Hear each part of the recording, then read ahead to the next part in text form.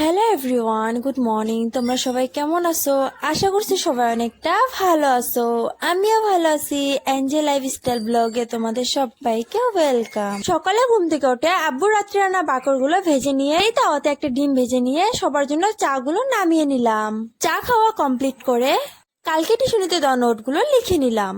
টিউশনের নোট লেখি আর তখনই ভাবি যে নোট লেখা হলে কামরেঙ্গা মাখা খাবো। ভাবতে নোট লেখা হয়ে গেল, তাই আমি কামরেঙ্গা নিয়ে বসে পড়লাম। প্রথমে কামরেঙ্গাটা ধুয়ে কেটে নিলাম, তারপর নুন চিনি লঙ্কা গুঁড়ো দিয়ে মাখিয়ে নিলাম।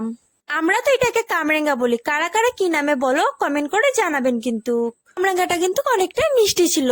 এই কামরাঙ্গা মাখাতে চিনি না দিলে হতো, কিন্তু আমি চিনি দিয়ে বেশিটা মিষ্টি করে ফেলেছি। বোন এখানে রান্দাবাটি খেলছে আর এই কৌটোতে ইট গুঁড়ো করে রেখেছে, এটা নাকি লঙ্কার গুঁড়ো। আমরা যখন ছোট ছিলাম তখনও কিন্তু এইভাবে খেলতাম।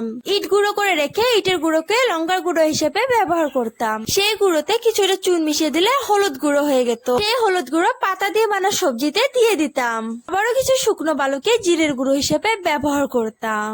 ছোট থাকতে অনেক রকমের পাতা দিয়ে অনেক রকমের রান্না করতাম। কে কে ছোট থাকতে এই রান্দাবাটি খেলা খেলছেন কমেন্ট করে জানাবেন। কিন্তু আমার মনে হয় রান্দাবাটি খেলাটা ছোট থাকতে সবাই খেলেছে, কিন্তু এখন বড় হওয়ার পরে নিজের রান্নাটাই ঠিকঠাক মতন গুছিয়ে করতে পারি না।